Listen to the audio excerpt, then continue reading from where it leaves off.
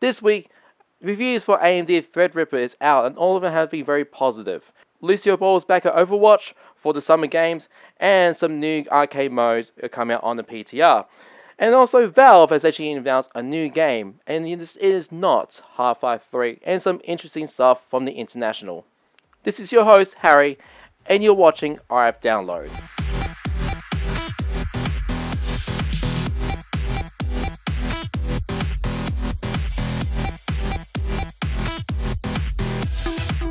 Starting on the tech side here, we got some stuff from AMD once again.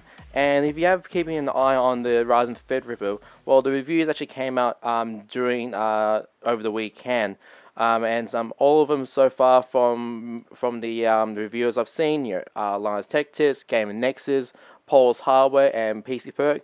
All of them gave us some really solid positive views. Particularly Game Nexus, when Steve Burke, the editor-in-chief, actually gave it his own creator's editor's choice. What this means for AMD Threadripper? Well, of course, most of the reviews are focusing on the 16-core 32-thread variant, and considering at the same price as the Intel 7900X, which is a 10-core, many of the benchmarks are actually seeing the Threadripper actually dominating that Intel chip. Most of these positive results are actually on like for your synthetic benchmarks, or if you're doing like actual content creation. So if you're doing actual 3D rendering like on Blender, or photo or video editing such like a Premiere Pro, that Threadripper chip will actually excel very well. But if you're actually going to be focusing on gaming, well, I think you are better off sticking with the Ryzen 7 or the upcoming Intel's Coffee Lake CPUs, which is actually going to be coming out later this month, I believe. What this means for AMD, yes, again, as I said before, they are being much more competitive, not only on the mainstream market, but also for the high enthusiast market. As you know, Threadripper, it actually shares the same sort of technology as the AMD's EPYC, which is going to be used for the server side. So it's seen the positive reviews for Threadripper and some interesting technologies behind it, such as how it works with the memory to also have your quad channel interface. I am looking forward how it will work well in this actual server market, where you do need tons and tons of cores and lots of memory. But we'll have to wait and see. Also, if you're actually watching this Monday tonight, tomorrow, over the next couple of days, reviews, the embargo reviews for the RX Vega will be out, and hopefully, as with the AMD Threadripper, it will be able to set some upset in the market. And it's been a while it's been a long time since we have some sort of upset like that, and honestly, I reckon we need something like that again. And that's it for the tech side. The rest of this is all just gamer, which is good for once. Starting off with Overwatch, your Lucio Ball arcade game mode is actually back for the summer games, along with some awesome skins and poses and emotes for all the current heroes. One of which I really want to get the stuff for the Pharaoh as a side note. But of course, your Lucio Ball arcade mode is back in the arcade selection for a select number of days. So get on top of that if you want to try to get the loot boxes for Overwatch, or unless you've been playing a lot of PUBG, which is everyone is at the moment. Also, another note is on the PTR update, some new modes for that, and actually sort of changed the whole dynamic of Overwatch in general. Two of the arcade modes is Deathmatch and of course Team Deathmatch. Now on Team Deathmatch, it is on 4v4. You have a selection of your eliminations or regular elimination maps that was shown before, and even including in the arcade selection. And also on your main maps on quick play or competition, you have like a section of your major maps. So you have a section of Hollywood, Kings Row, Dorado. There's that, but it is so far the Team Deathmatch is sort of mixed here, but it actually gives some sort of flexibility what you can choose for your heroes, how well they do on this section of the map. So Farah could actually do well in some maps where there's where she has a wide visibility with some high obstacles that she can keep cover on, or Widowmaker, she can do really well on maps where she can see the entire map in her view to be able to snipe some people down. As with Deathmatch, now it is a free-for-all, and at the moment it's limited down to 8 players. The way it works in terms of like winning, you just have to be in the top 4, which is quite strange. The map itself is not the best. It's not a great map, to be quite honest. It's sort of set on this castle on an island, and there seems to be too many obstacles or too many safeguards for some people to fall off very easily. And I think this sort of safeguard should be removed. I mean, not just to get rid of the pleasing aesthetics of the map, just to make it more like an arena map. I'm sort of at the moment I'm actually just sort of like thinking like more like Unreal Tournament or Quake, where it is sort of brutal. There's no safeguards at all, where you just fall off the map if you're not careful. Now the problem with my experience with Deathmatch at the moment, I think I played about a dozen games so far since it came out on the PCR update.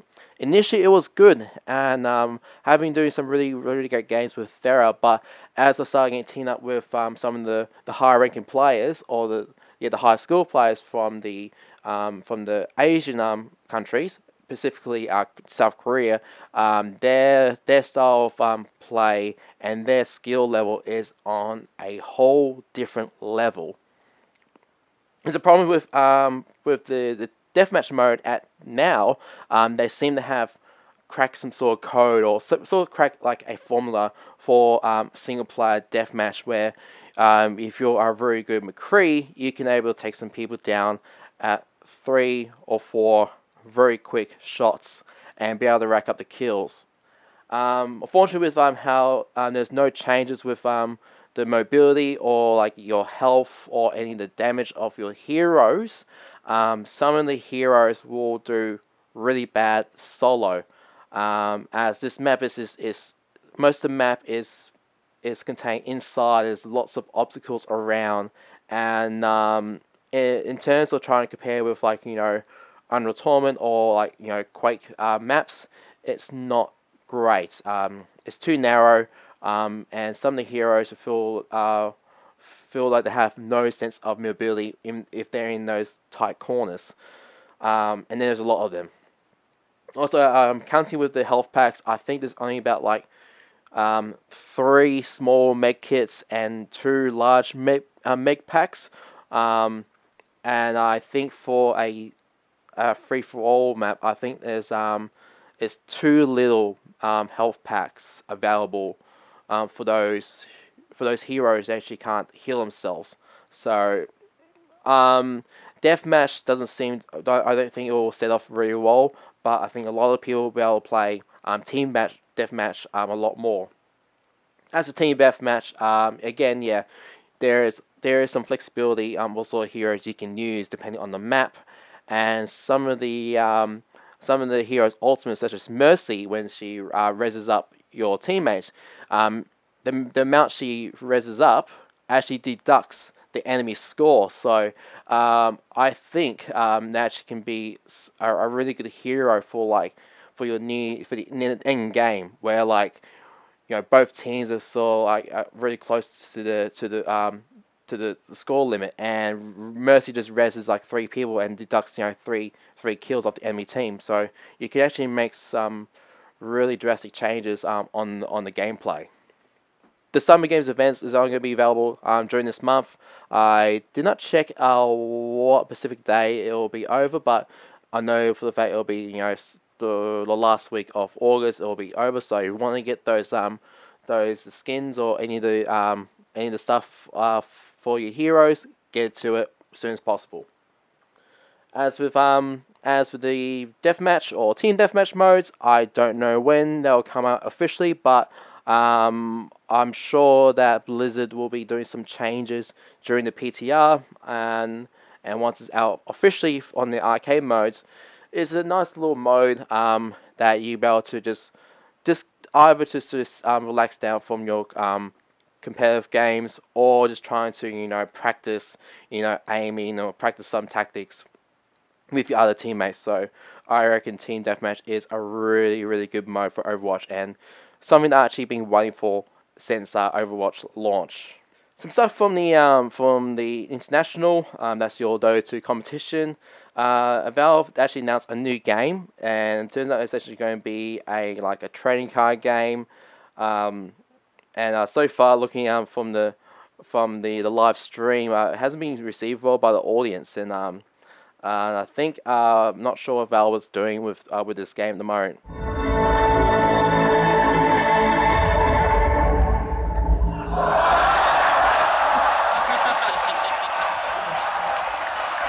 Artifact, looking from the teaser, it's going to be like a trading card game, similar to like Hearthstone, or the what else, Gwent, or like many other trading card clones that came out for PC, consoles, or mobile. So I'm not sure how Valve is going to try to enter that market.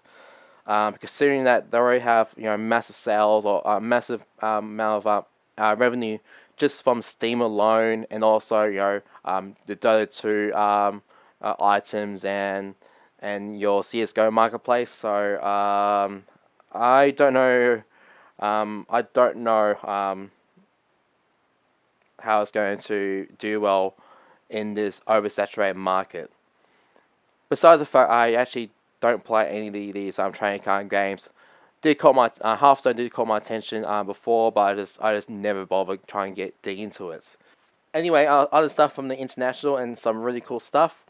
But there was like a 1v1 match against a human player versus a Open AI. Now, Open AI is just a research collaboration of self-learning AI, and they've actually been training this AI with many numbers of Dota 2 matches, and actually did a very compelling match with Dendi.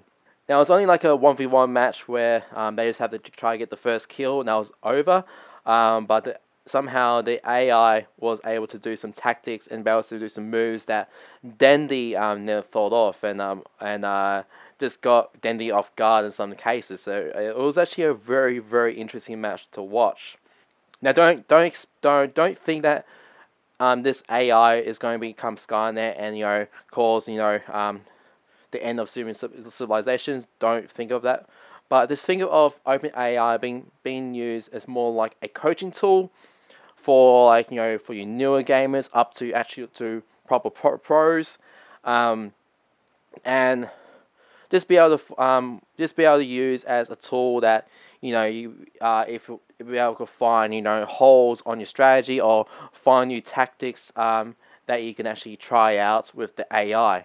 And as part of this collaboration, hopefully you can be able to enter a match, just with yourself plus the 4 other AIs, and be able to do some sort of interesting 1v1 matches against another human being versus his AI. So I think this opens up a lot more possibilities, and also opens up for AI adapting to other games. Specifically, what will do well, it'll be StarCraft 2, where or Age of Empires 2, or shooting games, or even like racing games as well. So I reckon this collaboration will really opens up a lot more things for even for us to learn, and to just get better for the the esports side. So that's really great. And that's it for the news for RF Download.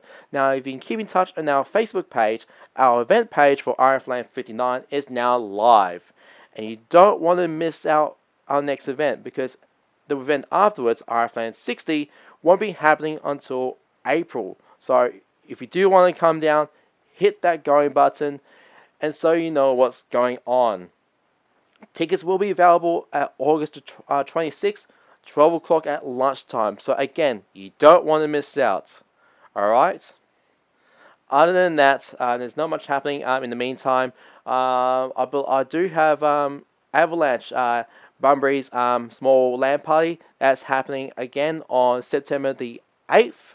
Other than that, yeah, so a couple of good LAN parties happening soon. But as of always, you've been watching RF Download, and I'll see you guys again next video.